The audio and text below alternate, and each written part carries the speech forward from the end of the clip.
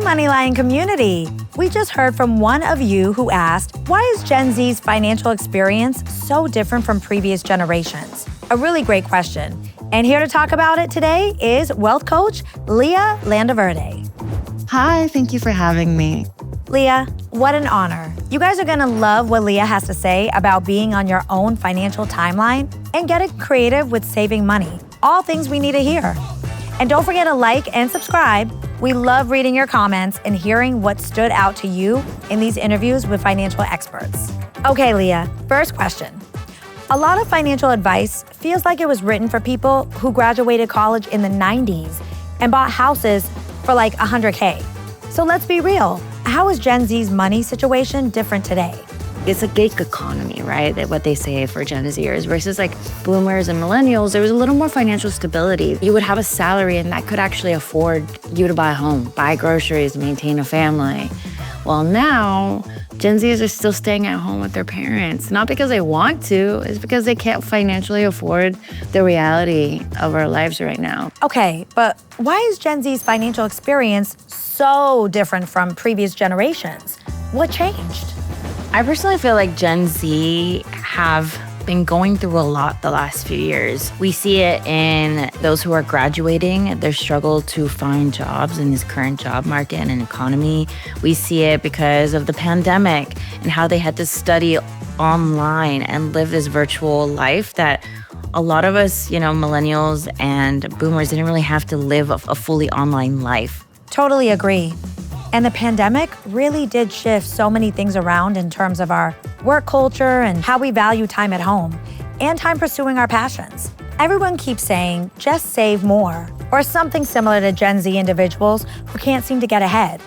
What's wrong with that rhetoric? An outdated money message that is pretty common is just work hard and everything will fall into place. Currently in this economic environment, we're not making ends meet, even if we work so much. I like to say rest is resistance and being strategic with the way that we work with our money, because with everybody having multiple sources of income, everybody trying to make ends meet, there's also that desire to experience. There's that desire to live life. I love that. It's more about working smarter and more strategically with your given circumstances rather than just busting your butt at a job that may not pay well. Okay, another question for you, Lea. How can Gen Z balance these popular lifestyles seen on social media while trying to save money? My dad would wake up at 5 a.m., come back at like 9 p.m., and the day would repeat all the time. Versus I feel like now our goal is to live as much as possible, even if it's enjoying a matcha latte and going to yoga class. Like people are trying to make sure they fit that into their schedules while also working. The grind set, as some industries call it, yeah, that's not for me. A lot of Gen Z feel like they're already behind financially, can't afford rent, living with parents, struggling to find good jobs, as you've mentioned. What would you say to someone who feels like they're behind schedule?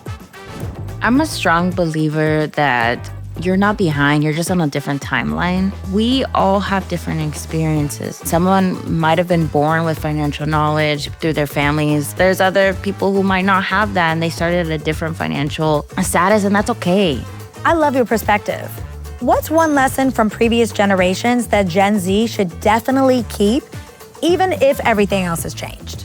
Having savings that secured their family. I feel like right now we're currently at a place where it feels hard to save. And I learned this from my parents. They always said to save. And I hear them, and I know it's harder now, but I knew that at least they had some sort of backup eventually, right? Like they had something to lean on.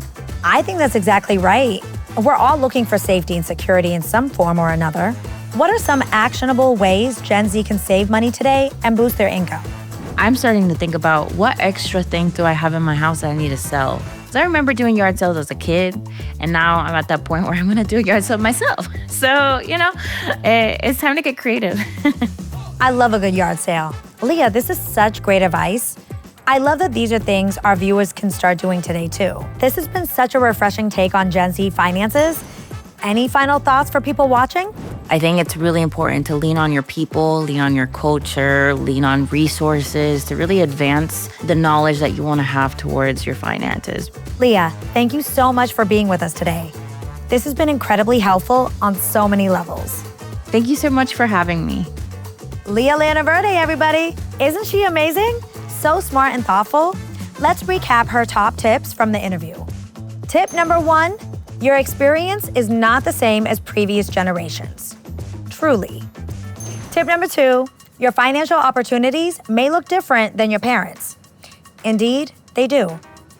Tip number 3, work smarter, not harder. Tip number 4, creating a work-life balance is increasingly important. Tip number 5, you're not behind, just on a different timeline. Perhaps my favorite thing she said. Tip number 6, save what you can, however possible. Tip number 7, maybe it's time to sell some stuff. And finally, tip number 8, lean on your people, your culture, and your resources. Love this. I hope you found today's video helpful. Be sure to comment below. You can also share this interview with a friend looking for some financial guidance.